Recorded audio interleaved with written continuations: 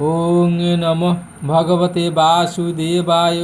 ওং নমঃ ভগবতে বাসুদেবায়। ওং নমঃ ভগবতে বাসুদেবায়। সফলা একাদশী 16ই ডিসেম্বর মঙ্গলবার 2025, 29শে অগ্রহায়ণ। পৌষ মাসের কৃষ্ণপক্ষের একাদশীর নাম সফলা। ব্রহ্মাণ্ড পুরাণে যুধিষ্ঠির শ্রীকৃষ্ণ সংবাদে এই তিথির মাহাত্ম্য বর্ণিত হয়েছে। যুধিষ্ঠির বললেন, হে প্রভু, পৌষ মাসের কৃষ্ণপক্ষিয়া একাদশীর নাম, বিধি এবং পূজ্য দেবতা বিষয়ে আমার কৌতূহল নিবারণ করুন। শ্রীকৃষ্ণ বললেন, হে মহারাজ, আপনার প্রতি স্নেহবশত সেই ব্রত কথা বিষয়ে বলছি। এই ব্রত আমাকে যেরকম সন্তুষ্ট করে, বহু দান দক্ষিণাযুক্ত যজ্ঞাদি দ্বারা আমি সেরকম সন্তুষ্ট হই না। তাই যত্ন সহকারে এই ব্রত পালন করা কর্তব্য। পৌষ মাসের কৃষ্ণপক্ষিয়া একাদশীর নাম সফলা।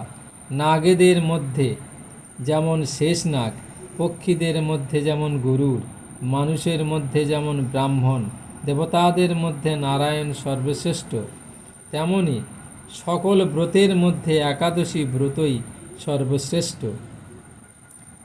হে মহারাজ, যারা এই ব্রত পালন করেন তারা আমার অত্যন্ত প্রিয়। তাদের এ জগতে ধনলাভ, পরজগতে মুক্তি লাভ হয়। হাজার হাজার বছর তপস্যায় যে ফল লাভ হয় না, একমাত্র সফলা একাদশীতে রাত্রি জাগরণের ফলে তা অনায়াসে প্রাপ্ত হওয়া যায়।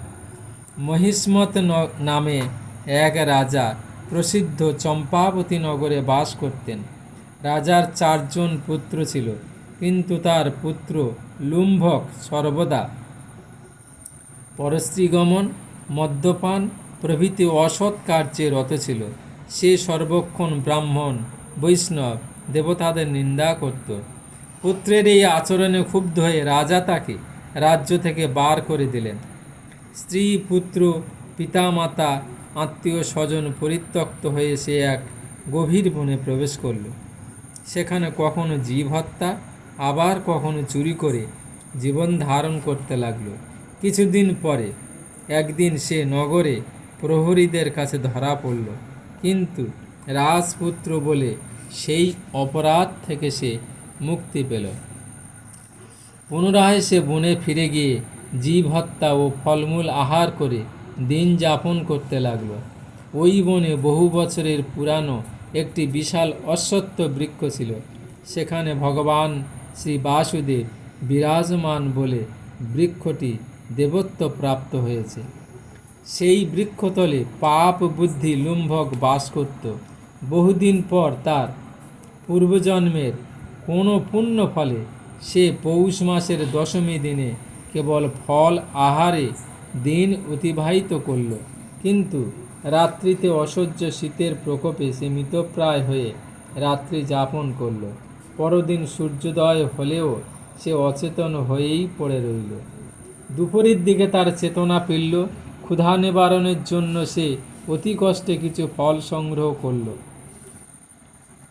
এরপর সেই বৃক্ষতলে এসে পুনরায় বিশ্রাম করতে থাকল। রাত্রিতে খাদ্যাভাবে সে দুর্বল হয়ে পড়ল। সে প্রাণ রক্ষার্থে ঈশ্বরের উদ্দেশ্যে ফলগুলি নিয়ে, হে ভগবান, আমার গতি কী হবে বলে অশ্রুপাত করতে করতে সেই বৃক্ষমূলে, হে লক্ষ্মীপতি নারায়ণ, আপনি প্রসন্ন হন বলে নিবেদন করল। এইভাবে সে অনাহারে অনিদ্রায় সেই রাত্রি যাপন করল।